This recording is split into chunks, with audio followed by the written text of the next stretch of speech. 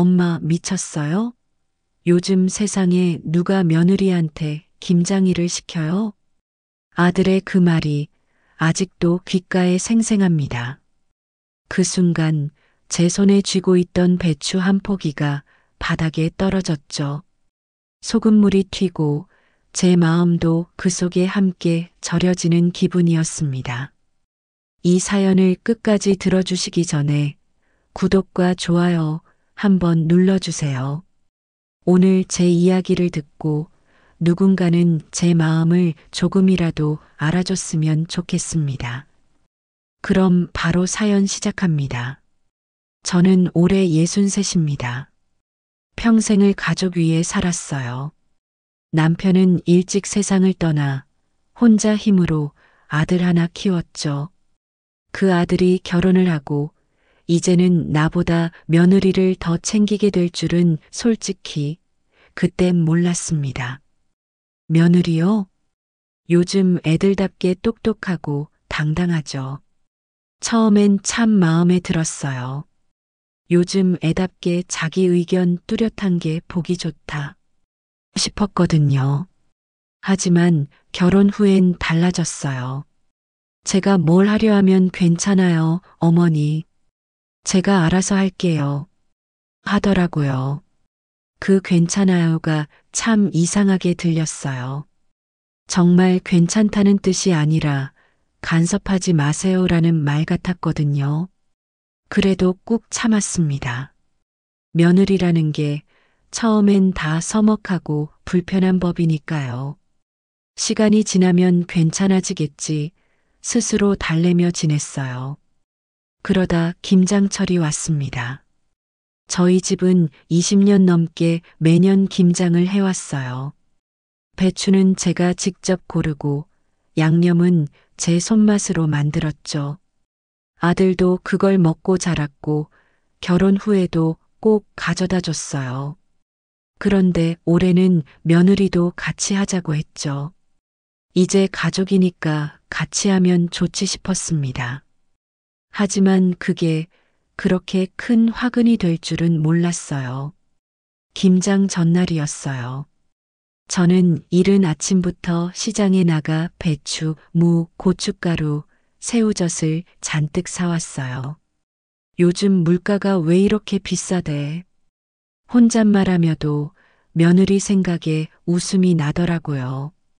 며느리랑 같이 김장하면 이제 진짜 가족된 기분이겠지. 그렇게 설레는 마음으로 준비했어요. 그런데 며느리한테 전화했더니 이러는 겁니다. 어머니, 저 내일 김장 같이 하는 거 꼭 해야 해요? 순간 귀를 의심했어요. 아니, 뭐가 문제냐? 했더니 저희 회사의 프로젝트 마감이라 바빠서요. 주말에 좀 쉬고 싶어요. 이러는데 그 말이 그렇게 차갑게 들리더라고요. 결혼한 지 2년 차, 아직도 가족 일보다 자기 일이 더 중요한 모양이었죠. 그래도 참았습니다. 그래, 요즘 세상에 일하는 며느리 이해해야지. 그렇게 생각했어요. 하지만 다음날 아침, 저는 김장 준비를 하며 혼잣말을 했습니다. 며느리도 좀 도와줬으면 좋을 텐데. 그런데 아들이 전화해서 한마디를 하더라고요. 엄마, 제발 좀 그만하세요. 요즘 누가 김장 같이 해요? 며느리 괴롭히지 마세요. 그 말에 제 손이 덜덜 떨렸습니다. 내가 뭘 그렇게 잘못했을까? 그날 소금물에 절이는 배추보다 제 마음이 더 짜고 쓰렸어요. 전화기 너머에서 들리던 아들 목소리가 계속 맴돌았습니다. 엄마, 제발 좀 그만하세요. 며느리 괴롭히지 말라고요. 손이 떨려서 전화를 끊지도 못했어요. 입이 바짝바짝 말라서 말이 안 나오더군요. 결국 조용히 그래, 알았다 한마디만 하고 전화를 끊었습니다. 그날 밤 저는 잠을 이루지 못했습니다. 김치 냄새에 절은 부엌에서 혼자 밥상 앞에 앉아 멍하니 앉아 있었죠. 내가 정말 며느리를 괴롭힌 걸까? 그냥 같이 김장하자 한 것뿐인데 머릿속이 복잡했어요. 다음 날 결국 마음을 다잡고 아들 집으로 갔습니다. 이대로는 도저히 넘어갈 수가 없었거든요. 문 앞에 서니 안에서 말소리가 들렸어요. 여보, 엄마 오면 제발 내 편 좀 들어줘. 나 진짜 어제 너무 기분 나빴어. 그 목소리 며느리였습니다. 문이 열리자 며느리가 살짝 미소 지으며 말했어요. 어머니, 오셨어요? 그 말투가 예의는 있었지만 눈빛은 차가웠습니다. 그래, 어제 통화한 거 이야기 좀 하자. 제가 조심스럽게 말하니 아들이 팔짱을 낀 채로 서 있었어요. 엄마, 왜 그렇게 고집을 피워요? 요즘은 김장 안 해요. 그냥 사먹는 시대예요. 사먹는 게 나쁘다는 게 아니라 가족끼리 같이 하면 정이 쌓이잖니. 그 정이라는 게 엄마만 느끼는 거예요. 며느리는 그게 부담이라고요. 그 말에 가슴이 철렁 내려앉았어요. 부담이라니 내가 무슨 큰 죄를 지었니? 그냥 같이 담그자고 한 게 그렇게 잘못이야? 아들이 한숨을 쉬더니 엄마, 이제 좀 시대에 맞게 생각하세요. 며느리도 자기 생활이 있잖아요. 그때 며느리가 고개를 끄덕이며 말했어요. 맞아요. 솔직히 말씀드리면 전 김장 같은 거 너무 싫어요. 손도 트고 냄새도 나고 허리도 아프고 솔직히 말해서 그런 거 이제 좀 그만했으면 좋겠어요. 그런 거라니. 그 한마디가 제 가슴을 쿡 찔렀습니다. 그런 것 속에는 제 세월이, 제 손맛이, 제 인생이 다 들어 있었는데요. 그럼 너희는 앞으로 김치도 안 담그겠단 말이니? 제가 묻자 며느리가 피식 웃으며 말했죠. 요즘 김치는 온라인 주문하면 되잖아요. 냉장고도 좋고 그런 전통적인 거 좀 촌스럽지 않아요? 순간 귀에서 차악 하는 소리가 났어요. 혈압이 오르는 소리 같았죠. 너 지금 나더러 촌스럽다고 했니? 아니요, 그런 뜻은 아니고요. 그냥 시대가 변했다는 거죠. 아들은 중간에 끼어들며 말했습니다. 엄마, 괜히 감정 상하지 마요. 며느리 입장에선 김장이 노동이에요. 솔직히 엄마도 며느리였을 때 힘들었잖아요.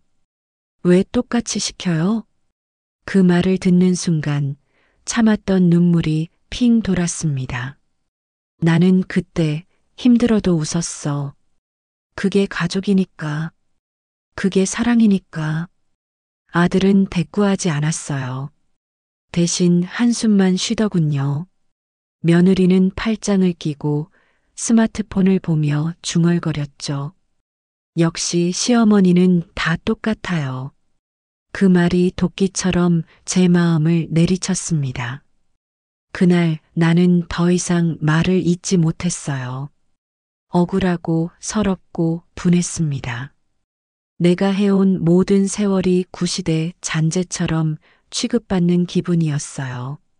집으로 돌아오는 길 버스 창밖을 보며 혼잣말했어요. 김치 냄새는 싫어도 사람 냄새는 좀 남겨둬야 하는 거 아닌가. 그날 이후로 며칠 동안 아들과 며느리에게선 아무 연락도 없었습니다. 전화기도 조용했고 문자는 더더욱 없었어요. 김장한 김치통은 아직 마루에 그대로 있었죠. 아무도 먹지 않는 김치가 그날 이후 그냥 썩어가고 있었습니다. 그러던 어느 날 이웃집 순자가 휴대폰을 들고 뛰어왔어요. 언니, 이거 혹시 너네 며느리 얘기 아니야? SNS 화면을 내밀더군요. 눈을 의심했어요. 요즘에도 시어머니는 며느리 부려먹는 게 당연하다고 생각하나 봐요. 김장하자고 강요하고 힘들어 죽겠는데 전통이래요. 참 사랑이라는 이름으로 포장된 폭력 같아요. 글 밑에는 좋아요 200개. 댓글에는 헐, 그런 시어머니 아직도 있어? 요즘 세상에 웬 갑질이야? 그 시어머니 진짜 무섭다. 손이 덜덜 떨렸습니다. 글 속엔 제 이름이 없었지만 누가 봐도 저였어요. 며느리 친구들이 다 봤을 테고 아들 직장 동료들도 봤을 겁니다. 사랑이라는 이름으로 포장된 폭력. 그 문장이 머릿속을 계속 맴돌았어요. 내가 폭력을 한 건가요? 김장을 하자고 한 게 그렇게 큰 잘못인가요? 그저 같이 밥 먹고 웃고 싶었던 게 그게 갑질이었나요? 눈물이 뚝뚝 떨어졌어요. 핸드폰을 덮어버렸는데도 그 문장들이 머릿속을 찢고 지나갔습니다. 저녁이 되자 아들이 전화를 했어요. 엄마, 왜 그런 글 올리게 만들어요? 그 목소리엔 원망이 가득했죠. 내가 뭘 그렇게 했다고. 며느리가 힘들다고 하잖아요. 엄마가 그렇게 고집 피워서 일이 이렇게 됐어요. 그 한마디에 가슴이 무너졌습니다. 아들이 아니라 세상이 저를 욕하는 것 같았어요. 엄마는 그냥 옛날 사람이라 그래요. 이해해요. 그 말이 마지막이었죠. 전화가 끊기고 방 안은 고요했습니다. 그날 밤 김치 냄새가 코를 찔렀습니다. 그 냄새가 그렇게 따뜻하던 게 이젠 역겨울 만큼 아프더군요. 며느리가 올린 사진 한 장. 김장 재료 위에 붙은 자막이 떠올랐습니다. 억압의 상징, 김장날. 그 순간 제 안에서 무언가 뚝 하고 부러졌어요. 억울하고 분하고 서러웠지만 아무 말도 할 수 없었어요. 그저 혼잣말만 했습니다. 그래, 그렇게까지 해야 속이 시원했니, 얘야. 눈물이 목까지 차올라서 말이 안 나왔습니다. 그날 이후 저는 사람 만나는 걸 피했습니다. 동네 사람들도 수군거렸고 마트에 가도 시선이 느껴졌어요. 세상 모두가 저를 나쁜 시어머니로 보고 있었습니다. 그렇게 저는 조용히 무너졌습니다. 그날은 아침부터 손끝이 떨렸습니다. 밤새 한숨만 쉬다 결국 결심했습니다. 가서 직접 보자. 내가 뭘 그렇게 잘못했는지 내 눈으로 보자. 나는 조심스레 며느리네 집으로 향했습니다. 초인종을 눌렀죠. 띵동. 문이 열리자 며느리가 문틈으로 날 훑쳤습니다. 어머니, 웬일이세요? 그 말투 싸늘했습니다. 그냥 김장 그날 일도 있고 얼굴이나 보자고. 나는 최대한 부드럽게 말했어요.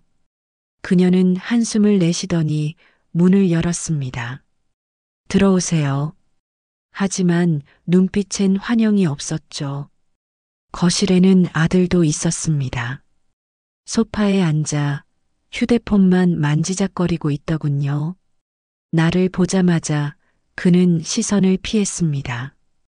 엄마 왜 오셨어요? 그냥 얘기 좀 하자. 내가 뭐 그렇게 잘못했냐? 김장 좀 하자고 한 게 죄야? 며느리가 웃었습니다. 비웃음 섞인 짧은 숨소리.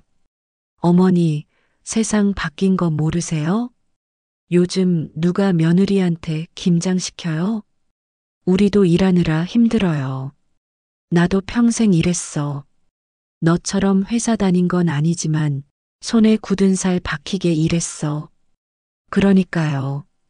그건 어머니 세대 얘기잖아요. 우린 다르게 살고 싶어요. 그녀의 말투엔 존중이 없었습니다. 말끝마다 비수가 박혔죠. 그래, 시대가 다르다 치자. 그럼 그래도 나한텐 예의는 있어야지 않냐? 그 말에 며느리가 표정을 바꿨습니다. 눈썹이 올라가더니 비아냥거리는 말투로 대답했어요. 예의요? 저 그동안 예의 지켰어요. 근데 어머니가 우리 가정 일일이 간섭하면서 김장, 반찬, 손주 문제까지 다 끼어드니까 저도 사람이라 폭발한 거예요. 나는 숨이 막혔습니다. 내가 간섭했다고? 그게 간섭이었니? 정이었지. 정. 그녀가 한 발 다가왔습니다. 정이면 제 남편 앞에서 우리 며느리 손이 느려서 김장 오래 걸리겠다는 말은 왜 하셨어요? 그거 모욕이에요. 그건 농담이었지. 농담이 사람 마음을 베는 줄 몰라요? 목소리가 점점 높아졌습니다. 아들은 여전히 말이 없었죠. 그게 더 아팠습니다. 아들아, 너도 좀 말해봐라. 내가 그렇게까지 나쁜 사람이냐? 그제야 아들이 고개를 들었습니다. 엄마, 그만해요. 짧게, 딱 그 한마디. 그만하라고요. 그 순간 가슴이 덜컥 내려앉았습니다. 너까지 그렇게 말하냐? 내가 한 발 앞으로 다가가자 며느리가 막아섰습니다. 그만 좀 하시라니까요, 어머니. 그리고 찰싹? 순간 얼굴이 돌아갔습니다. 정적이 흘렀습니다. 아들은 멍하니 서 있었고 공기마저 얼어붙은 듯 했습니다. 내 뺨 위로 뜨거운 열이 퍼졌습니다. 눈물이 아니라 분노였습니다. 지금 나한테 손을 댔니? 내 목소리는 떨리지 않았습니다. 며느리는 입술을 깨물며 말했죠. 네. 그만 좀 하세요. 우리 인생에 끼어들지 말아요. 그녀의 말이 끝나자 나는 아무 말도 하지 않았습니다. 그냥 똑바로 그녀를 바라봤습니다. 그 시선에 며느리가 움찔했죠. 그리고 아주 천천히 나는 가방을 들었습니다. 그래. 끼지 않을게. 두고 보자. 문을 나서며 아들의 목소리가 들렸습니다. 엄마. 나는 뒤돌아보지 않았습니다. 그 한마디에 담긴 망설임이 이제는 아무 의미 없었으니까요. 문이 닫히는 소리. 그게 내 속에서 마지막으로 무언가를 끊었습니다. 그날 그녀의 손바닥 자국이 내 뺨에 남았습니다. 그리고 그게 내 복수의 시작이었습니다. 그날 밤 거울 속 내 얼굴엔 손자국이 선명했습니다. 붉게 달아오른 뺨이 내가 살아온 세월보다 더 뜨겁게 타오르더군요. 하지만 눈물은 나지 않았습니다. 대신 마음 한구석이 서서히 식어갔습니다. 그래, 이제 알겠다. 정으로는 안 되는 사람들이 있구나.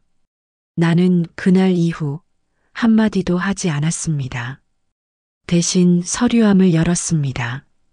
그 안엔 누런 봉투 3개, 오래전 내 이름으로 되어 있던 건물 3채의 등기부, 남편이 살아있을 때 노후 대비로 조금씩 사놨다며 남몰래 모아둔 것들이었습니다. 작은 상가 하나, 도심에 있는 오래된 다가구 하나, 그리고 신축 예정지 하나. 누가 봐도 은퇴 노부부의 전 재산이라 할 만했죠. 하지만 그 누구도 몰랐습니다. 심지어 아들도 며느리도. 그건 내 인생의 비밀이었으니까요. 이제 그걸 쓸 때가 됐네. 입가에 미묘한 웃음이 번졌습니다.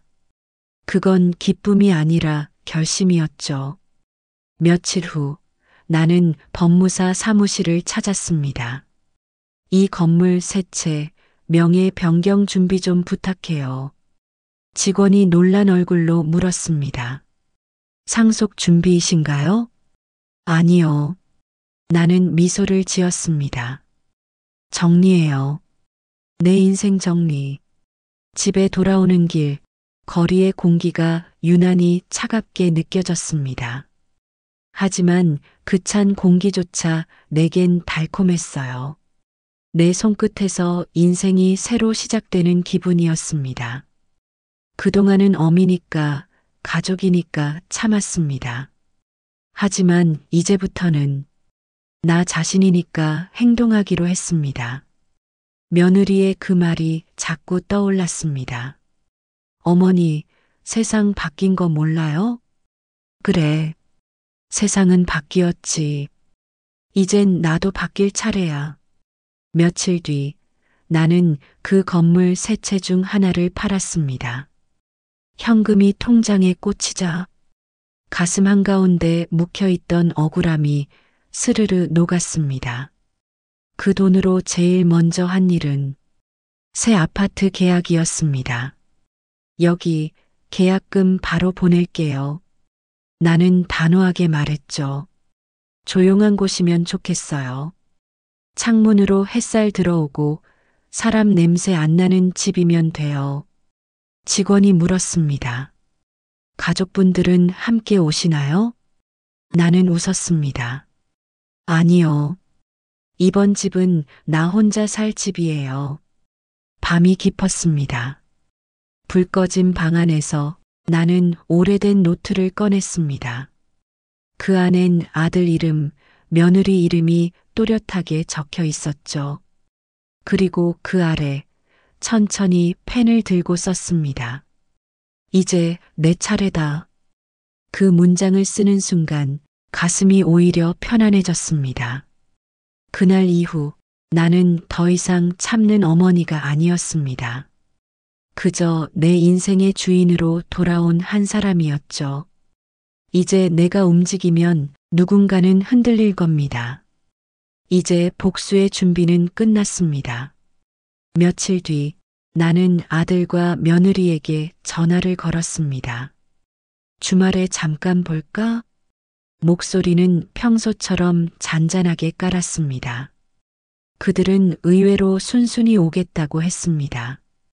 아마도 불안과 기대가 섞였겠죠. 엄마가 드디어 마음이 풀렸나? 그런 눈빛이었어요. 테이블 위엔 차 3잔과 서류 봉투 하나가 놓여 있었습니다. 그 봉투는 두툼했고 깔끔히 정리된 서류로 꽉 차 있었습니다. 아들이 먼저 물었습니다. 엄마, 무슨 일이세요? 그냥 정리 좀 하려고. 나는 서류를 천천히 꺼냈습니다. 이게 뭔 줄 아니? 아들이 얼핏 보고 말했죠. 등기부등본이네 건물 거? 그래. 내 이름으로 되어 있던 새 채. 순간 며느리의 눈이 번쩍였습니다. 아, 어머니, 혹시 상속 정리하시려는 거예요? 그 말에 나는 피식 웃었습니다. 그래, 정리 맞아. 근데 상속은 아니야. 아들이 잠시 굳었습니다. 그게 무슨 말이에요? 나는 서류를 한 장씩 꺼내 그들 앞에 펼쳤습니다. 상가 매매 계약서, 다가구 매각 확인서, 신축 예정지 양도서, 모두 깔끔히 내 도장과 계약서 사인이 찍혀 있었습니다. 이 세 채 다 팔았다. 내 말이 떨어지자 공기가 순식간에 얼었습니다. 팔았다고요? 지금요? 며느리의 목소리가 떨렸습니다. 왜요? 우리한테 상의도 없이? 내 이름으로 된 건데 왜 너희한테 상의해야 하지? 그 말에 며느리의 얼굴이 하얗게 질렸습니다. 아니, 그건 가족이잖아요. 가족끼리 이런 건 가족? 나는 눈을 마주쳤습니다. 그날 내 뺨 때리던 손이 가족 손이었니? 그녀는 말을 잃었습니다. 아들만 허둥대며 말했죠. 엄마, 그건 그때는 상황이 널 사람답게 만들진 않더라. 나는 그 말만 하고 다시 봉투를 닫았습니다. 그래서 정리했어. 이제 이 돈으로 내 요양원 계약도 했고 남은 절반은 전부 기부할 거야.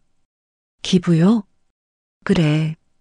내가 평생 번 돈으로 나처럼 늙고 외로운 사람들 도와주려고. 아들이 자리에서 벌떡 일어섰습니다. 엄마, 그건 너무해요. 그건 나중에 내 몫이잖아요. 뭐? 나는 천천히 고개를 들었습니다. 그 몫이란 게 나를 치고 얻은 값이니? 아들은 그제야 입을 다물었습니다. 며느리의 손이 떨리고 있었죠. 커피잔이 작게 부딪히며 덜컥 소리를 냈습니다. 너희는 나를 돈으로 보더라. 근데 나는 이제 너희를 숫자로만 봐. 나는 봉투를 들어 올렸습니다. 이 안의 숫자들로 이제 내 마지막을 조용히 살 거야. 너희는 내 인생 알아서 살고. 그 말이 끝나자 아들은 의자에서 무너졌습니다. 며느리의 얼굴엔 색이 사라졌죠. 그들은 아무 말도 못했습니다. 눈빛 속엔 후회, 분노, 그리고 공포가 뒤섞여 있었어요. 나는 자리에서 일어났습니다. 이제 됐어. 그만 가라. 그들이 나간 뒤 문이 닫히자마자 나는 아주 조용히 숨을 내쉬었습니다. 허무하지 않았습니다. 오히려 가벼웠습니다. 평생 참았던 무게가 오늘 숫자 몇 개로 사라졌으니까요. 창밖으로 햇살이 들어왔습니다. 그 빛이 내 얼굴을 스쳤습니다. 그래, 잘 팔았다. 나는 혼잣말을 했습니다. 이제 진짜 내 인생 시작이네. 그 일이 있고 한 달쯤 지났습니다. 전화는 끊겼고 소식도 없었습니다. 아니, 내가 받지 않았죠. 조용했습니다. 아침마다 커피 내리고 신문 보고 창문 열면 햇살이 잘 들어왔습니다. 이제 내 집안엔 사람 소리가 없었어요. 대신 마음이 편했습니다. 그런데 그날이었어요. 초인종이 울렸습니다. 띵동. 낯익은 목소리가 들렸습니다. 엄마 저예요. 저 민수예요. 순간 손이 멈췄습니다. 그래도 문은 바로 열지 않았습니다. 그냥 안에서 물었습니다. 무슨 일이야? 엄마 잠깐만 이야기 좀 해요. 제발. 목소리가 바닥에 붙어 있었습니다. 그때 며느리의 목소리도 들렸어요. 어머니 죄송해요. 정말 죄송해요. 나는 천천히 문을 열었습니다. 두 사람 문 앞에서 고개를 숙이고 있었습니다. 아들은 수척했고 며느리 눈가는 부어 있었습니다. 왜 왔니? 내 말투는 담담했습니다. 아들이 머뭇거리며 말을 꺼냈습니다. 엄마, 우리 요즘 좀 힘들어요. 힘들긴 세상 다 힘들지. 회사에서 구조조정이 있었어요. 나 잘렸어요. 집도 담보대출 걸려 있고 이자도 밀려서. 며느리는 흐느끼듯 말했죠. 저희가 너무 어리석었어요. 그때 어머니께 너무 심하게 했어요. 진짜 후회돼요. 나는 아무 말도 하지 않았습니다. 그들은 계속 말했습니다. 어머니, 저희 다시 시작해 보려고요. 그때처럼 도와주실 수 없을까요? 아파트 중 하나만 아니 계약금이라도. 그 말에 나는 천천히 고개를 들었습니다. 내가 팔았다고 했지?